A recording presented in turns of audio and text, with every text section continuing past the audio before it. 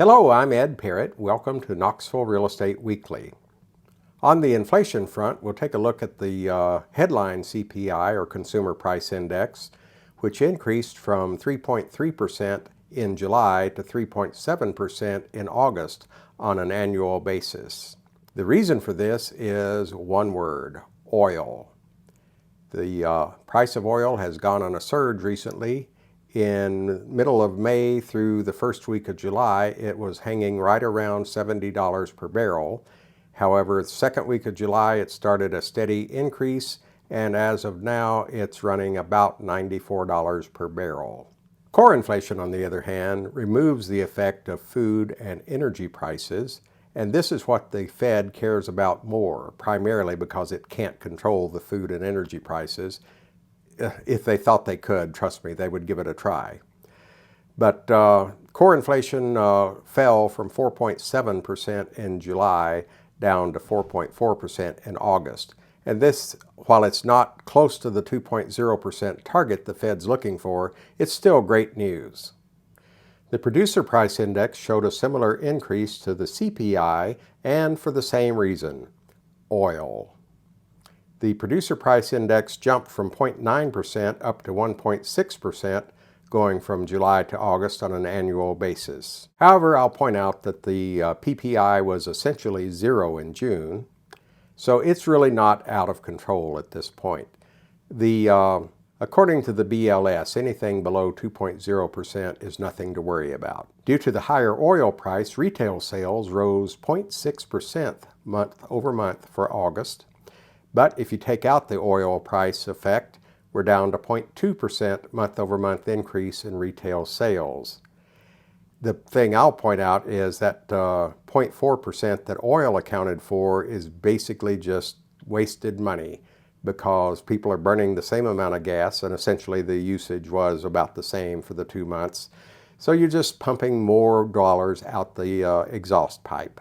And unfortunately, as individuals, there's not a whole lot we can do about it except reduce our demand. It's going to take a lot of people reducing their demand to have any real effect. MBS Highway, which is a research firm that provides data to mortgage brokers and real estate agents, put out their report for the first half of September. They noted a significant reduction in buyer activity levels and the pace of sales as compared to August. While this is not unexpected due to the seasonal decrease going into the fall months, the effect of the 7+% interest rates and the very low inventory levels have both placed a major drag on transaction activity.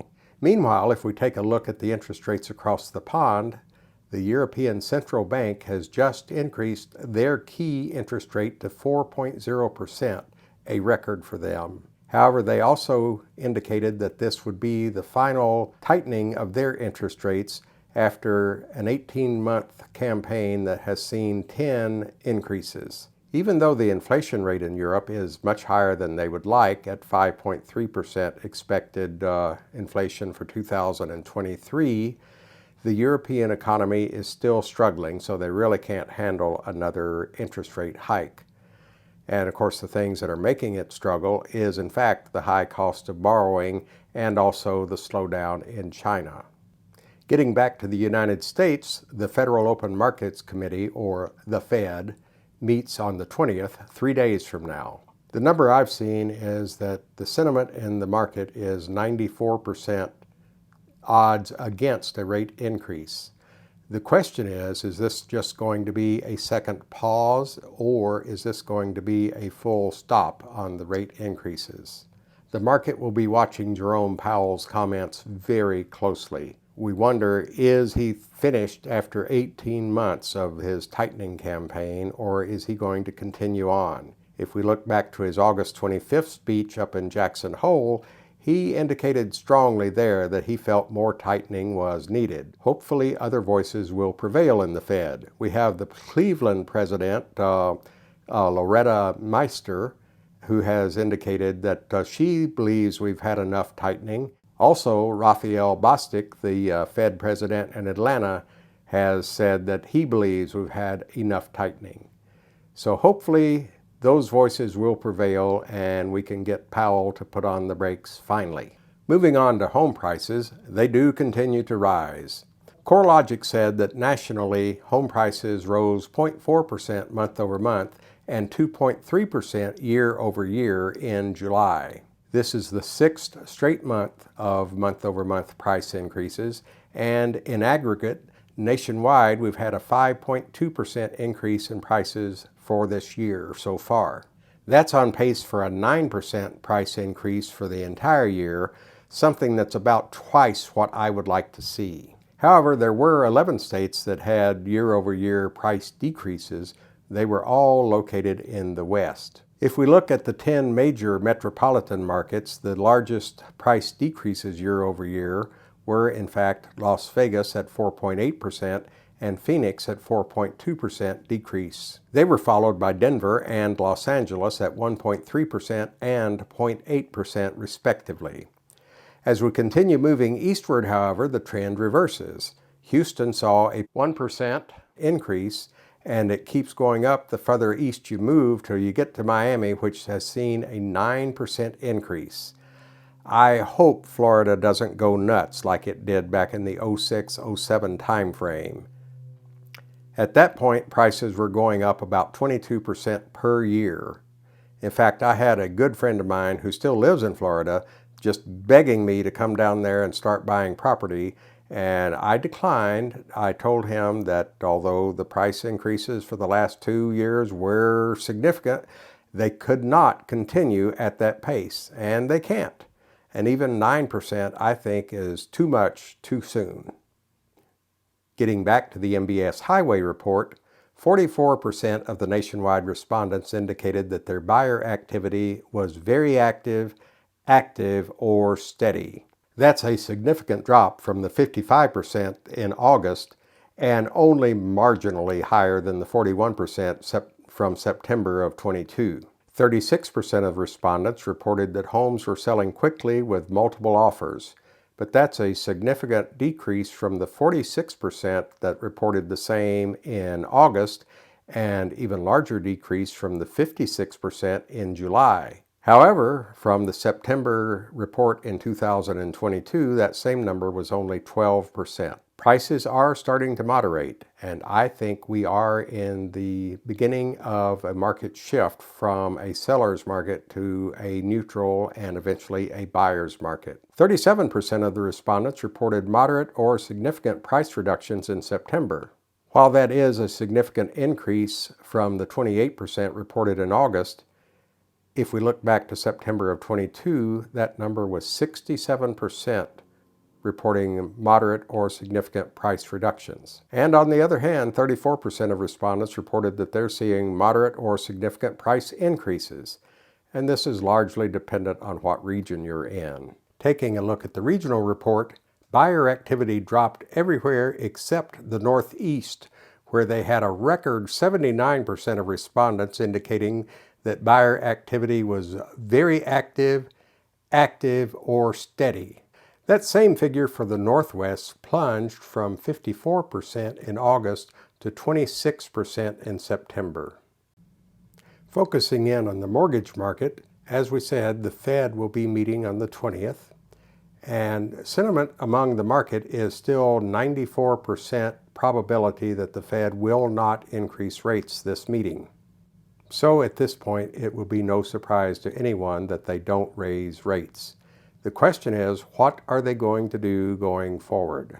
For the past several months, inflation and employment data have been mixed. As I said 2 weeks ago, the rate at which the economy is adding new jobs is decreasing month over month. If I remember correctly, I believe the number was 450,000 new jobs in June, but last month we only added 187,000 jobs. Inflation, on the other hand, is staying higher than we would like, so it's a mixed bag at this point. Both pessimist and optimist can find data to support their position. Personally, I'm an optimist. I do hope we get a soft landing. I think we'll get a soft landing, even though we've had a prolonged period of tightening, and that quite frequently results in a recession. If we do wind up with a recession, I'm hoping for a mild recession. Take a look at this chart of the federal funds effective rate going back to 1955. As you can see, it's usual that we have a recession after a major tightening campaign.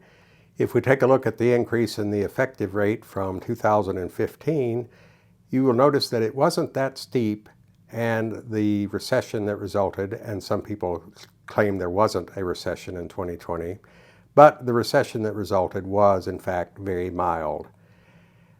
The worrying thing is, if you look at the rate, the current tightening campaign has been pretty significant, so we could well wind up with a recession out of it. So again, I'm just hoping for a mild one. So yeah, maybe I'm letting a little pessimism sneak into my thinking there. Moving on to the mortgage picture, we had a recent peak of 7.49% on August 22nd.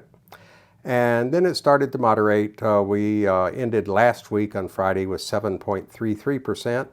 And this week on Friday, we've ended up with a figure of 7.22%. So a little bit of welcome news in the correct direction. So I'll close out with a couple of quotes. First, we'll go to the European Central Bank. They issued a statement on September the 14th, 3 days ago, and they said, based on its current assessment, the Governing Council considers that the key ECB interest rates have reached levels that, maintained for a sufficiently long duration, will make a substantial contribution to the timely return of inflation to the target. That's a whole lot of talk saying they've done enough. And the final quote is from Barry Habib, and he is with MBS Highway, which is where I get most of my data from. Not all of it, but most of it. Barry says, transaction activity is slowing and the prevalence of price reductions is increasing. But don't judge a book by its cover. Most of this is normal seasonality. In fact, the level of activity and competition that our customers are seeing, despite high rates / low inventory, speaks to the robust level of intrinsic demand. And make no mistake, on a seasonally adjusted, like-for-like basis, home prices are rising month over month. So he concurs with me. I do say that buyer demand is still strong and the problem is low inventory. And the only thing that's going to fix low inventory is lower interest rates, because we have so many people that do not want to sell and get out of their low fixed rate that they are in. So thank you so much for watching. If you got good value out of this program, please press like and subscribe. And I look forward to seeing you next time. Have a great week.